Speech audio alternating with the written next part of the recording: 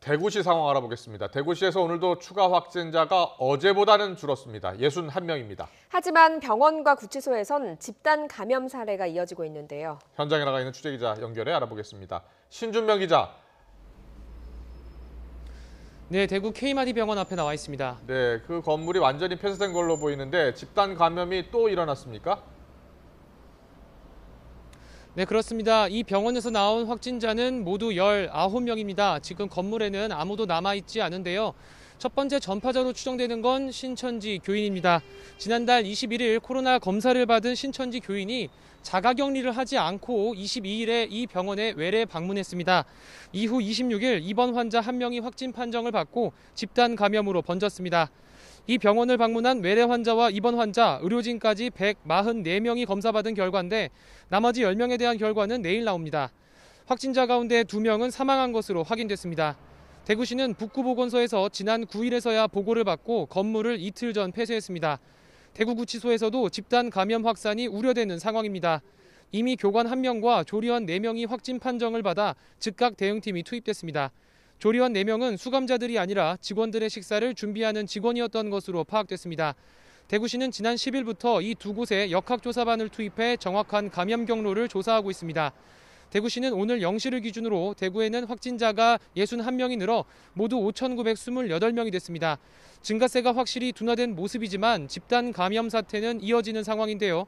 권영진 대구시장은 여전히 일반 시민 확진자가 하루에 50여 명 이상 나오고 있다고 우려했습니다.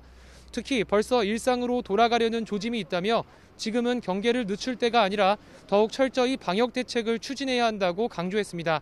또 오는 16일부터 대구 시내 일부 학원들이 개원한다는 소식이 있다며 학생들이 모이는 학원은 집단 감염에 취약한 만큼 개원을 연기할 것을 요청했습니다.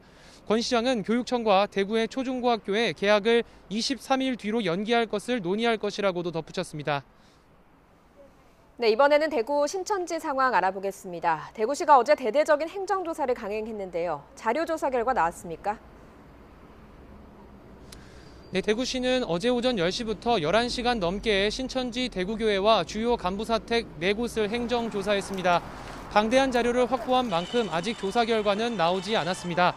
조사반이 가지고 나온 자료는 1톤 화물차를 가득 채웠습니다. 대구시는 자료를 확보하는 과정에서 신천지 교인들과 일부 실랑이가 있었지만 신도 명단과 집단 거주지 목록 등 필요한 자료를 대부분 확보했다고 밝혔습니다. 대구시는 경찰 등 관계기관과 함께 이 자료를 토대로 신천지가 역학조사에 필요한 자료를 은폐하지는 않았는지 집중적으로 들여다보고 있습니다.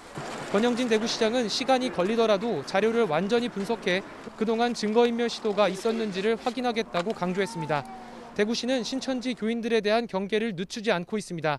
특히 내일이 신천지 창립 기념일인 만큼 교인들의 모임이나 집회 시도가 없는지 경찰과 함께 모니터링하고 있다고 밝혔습니다.